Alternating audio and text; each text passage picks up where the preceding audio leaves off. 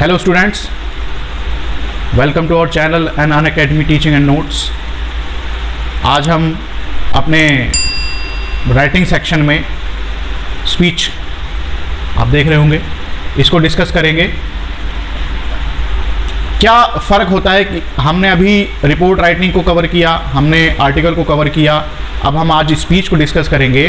तो basically difference क्या होता है स्पीच का। स्पीच आप देखते हैं कि बहुत सारी पॉलिटिकल पार्टीज़ के बहुत सारे लीडर्स हैं जो पब्लिक स्पीचेस देते हैं, है ना। उसमें वो स्पीचेस में अपने पार्टी के एजेंडा को डिस्कस करते हैं और जो पब्लिक इश्यूज़ होते हैं उनको एड्रेस करते हैं, वोट मांगते हैं और अपने नैरेटिव्स बिल्ड करते हैं। तो स्पीच होती क्या है। अगर हम अपने स्कूल के लेवल पर स्पीच को अगर हम डिस्कस करना चाहें तो हम स्पीच के बारे में क्या कह सकते हैं। हम क्या, अगर हमसे कोई ये पूछे कि व्हाट इज़ स्पीच, तो हम क्या डिस्क्राइब करेंगे। तो उसके लिए हमें पता होना चाहिए कि स्पीच होती क्या है। बेसिकली स्पीच हमारी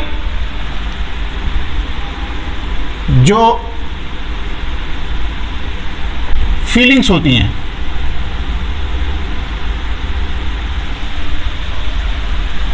एंड जो हमारे विचार होते हैं, थॉट्स होती हैं, इसको डिस्कस करती है, इसको बताती है, इसको जो ऑडियंस होती है उनके सामने रखती है स्पीच। और दूसरा क्या काम करती है, ये तो बताती है, दूसरा नैरेटिव बिल्डिंग करती है ना। क्रिएट्स सेंस ऑफ सपोर्ट, अपने जो थॉट्स हैं या अपने जो एजेंडा हैं उसके सपोर्ट को डेवलप करती है, सेंस को डेवलप करती है। और तीसरा अवेयरनेस क्रिएट करती है।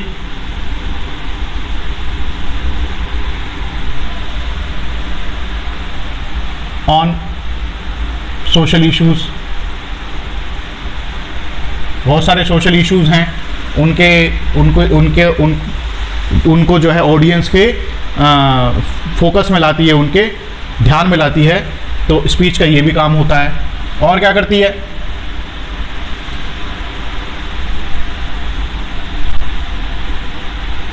अवेयरनेस। और क्या कर सकती है, अवेयरनेस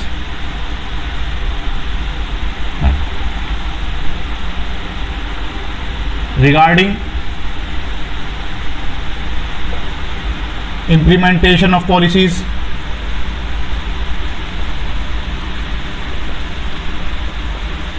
बहुत सारी पॉलिसीज़ होती हैं, गवर्नमेंट की पॉलिसीज़ होती हैं, किसी इंस्टीट्यूशन की पॉलिसीज़ होती हैं, उसको डिस्कस करना, उसके प्रति अवेयर करना।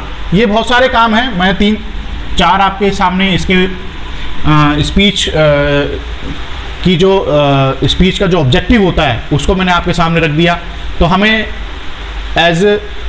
हमें ये समझ में आ गया कि स्पीच जो है उसका बेसिकली पर्पस क्या होता है। स्पीच जो है अगर हम बनाते हैं, हम राइटिंग सेक्शन में स्पीच को लिखते हैं, तो हमें इन 4-5 बातों का ध्यान रखना पड़ता है कि ये स्पीच का पर्पस है। तो हमें उस पर्पस को ध्यान में रखते हुए स्पीच को बनाना पड़ता है, लिखना पड़ता है।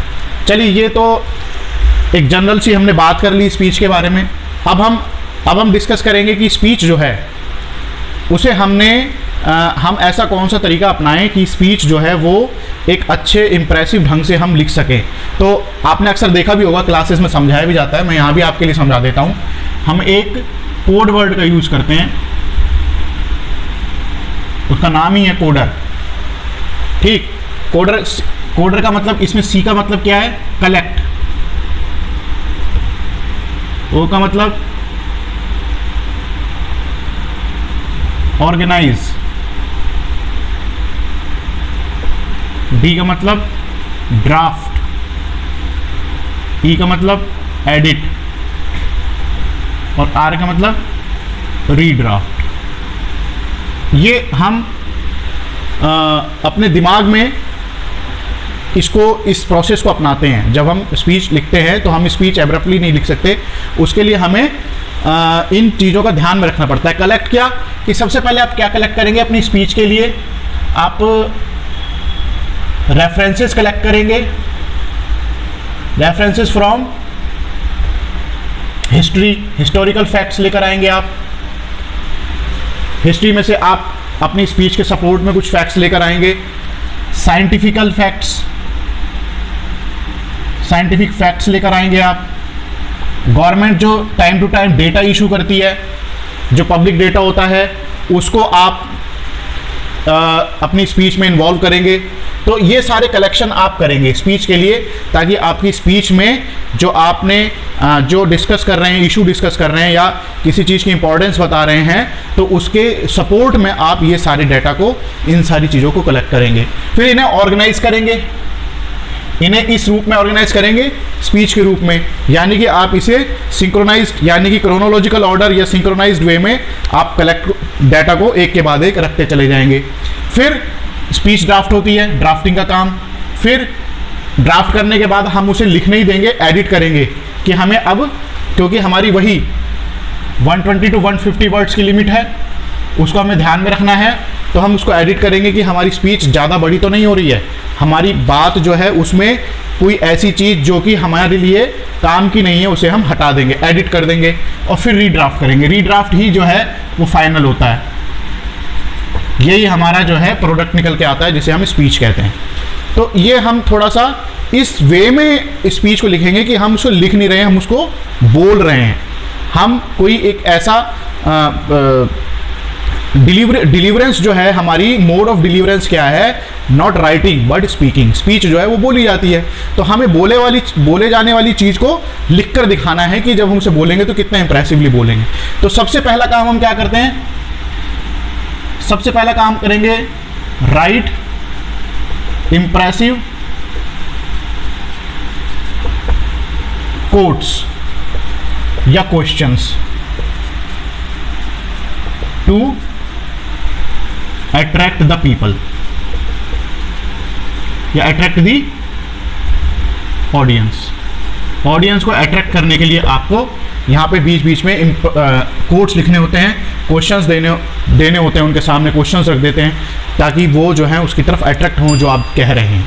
तो अपने इन चीज़ों को सपोर्ट करने के लिए आप अपनी तरफ से कोट्स डाल सकते हैं। स्पीच कोई भी व्यक्ति स्पीच, कोई भी स्टूडेंट स्पीच अच्छी और इंप्रेसिव कब लिख सकेगा, जब वो रेगुलर रीडिंग करता है। देखिए ये बहुत बड़ी बात है, रेगुलर रीडिंग है ना, किसकी, लिटरेचर की, न्यूज़पेपर की, हिस्टोरिकल बुक्स की, साइंस जर्नल की,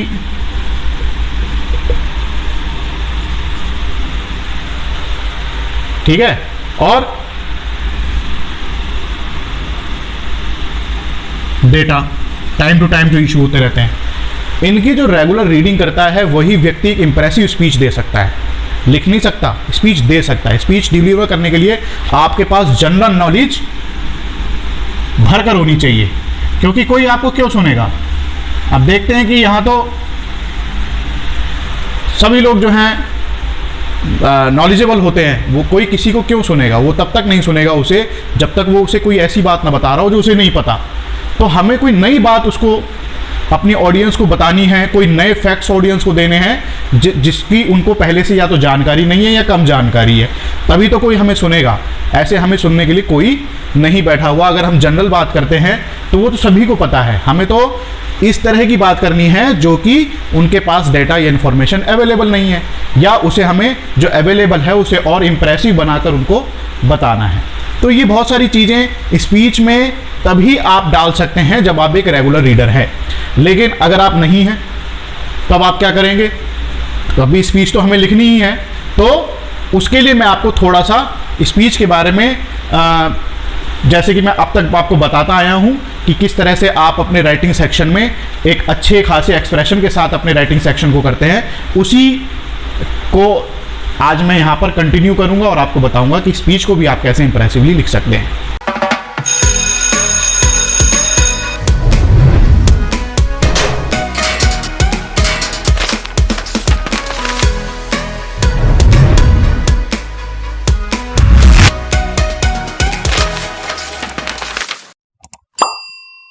देखिए स्टूडेंट्स, स्पीच का अगर हम फॉर्मेट डिस्कस करें तो स्पीच कैसे लिखी जाती है, मैंने देखें जो आपकी स्पीच आएगी, आपके एग्ज़ाम में जो स्पीच आएगी राइटिंग सेक्शन में, वो स्पीच मॉर्निंग असेंबली में डिलीवर करने के लिए आपसे कहा जाएगा, एज अ स्टूडेंट या एज अ प्रिंसिपल।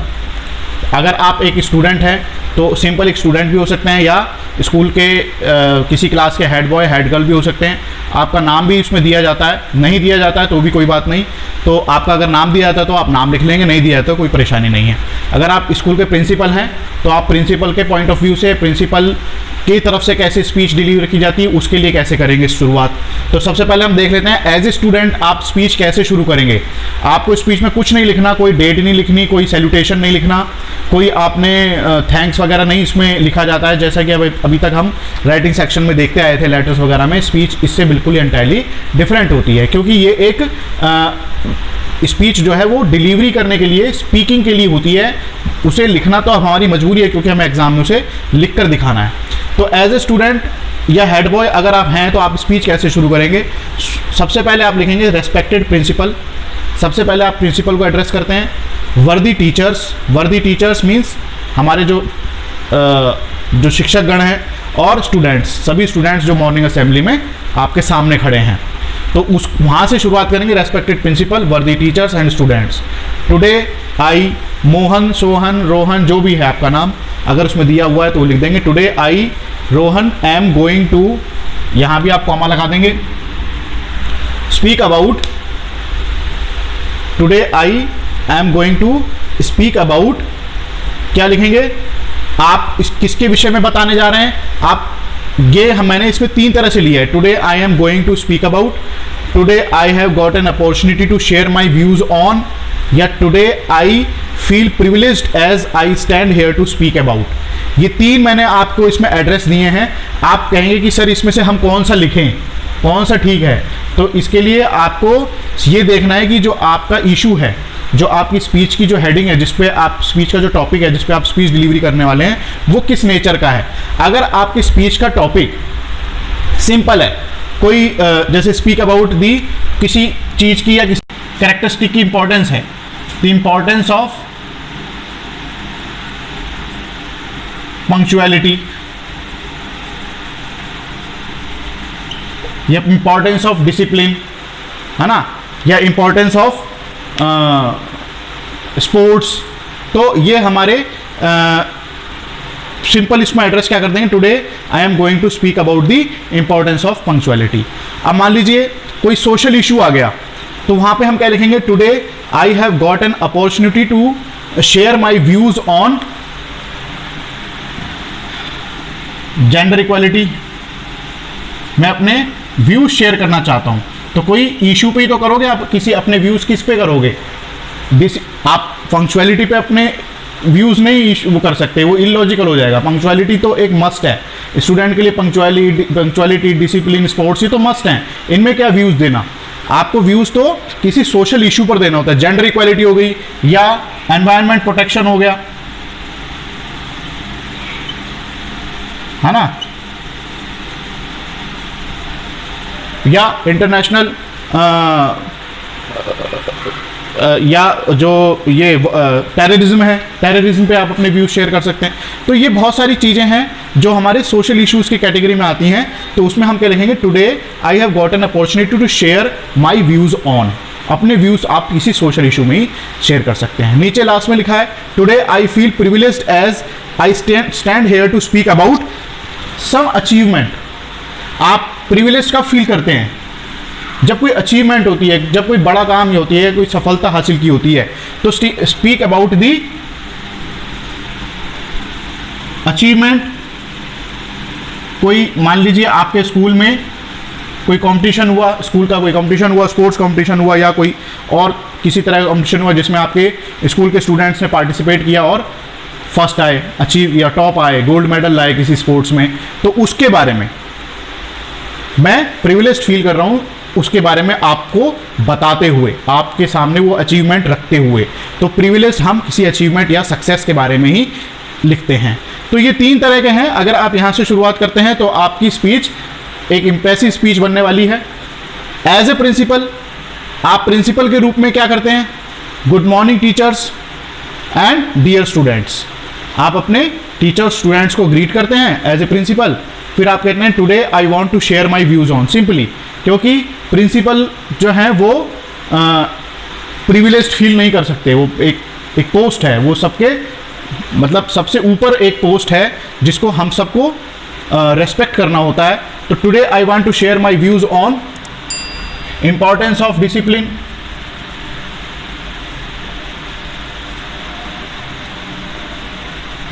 किसी इंपॉर्टेंस को ही लेकर वो अपने व्यूज शेयर करेंगे।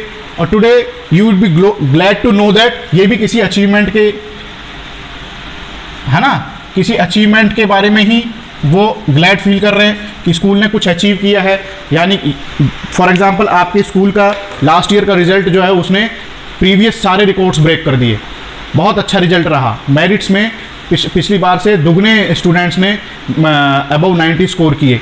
तो ये सारी चीज़ें जो हैं अगर प्रिंसिपल उसको डिस्कस करते हैं तो today you would be glad, आप बड़े ग्लैड, मैं नहीं, प्रिंसिपल नहीं, आप, क्योंकि स्कूल किसका है, आपका, आप मतलब स्टूडेंट्स का, टीचर्स का, तो प्रिंसिपल आपके बिहाफ पर ही आपको बता रहे हैं। तो ये ध्यान रखेंगे, today you would be glad to know that, कि हमारे स्कूल ने क्या अचीव किया है। तो ये थोड़े से हमारे जो एड्रेसिंग है इसको अगर हम थोड़ा सा इसकी प्रैक्टिस कर लें और इसको ध्यान में रखें तो हमारी स्पीच की शुरुआत बहुत अच्छी हो जाएगी। अब हम एग्जाम्पल समझने की कोशिश करेंगे कि हमने स्पीच को कैसे लिखना है और क्या तरीका अपनाना है कि हमारी स्पीच एक इंप्रेसिव स्पीच बन जाए।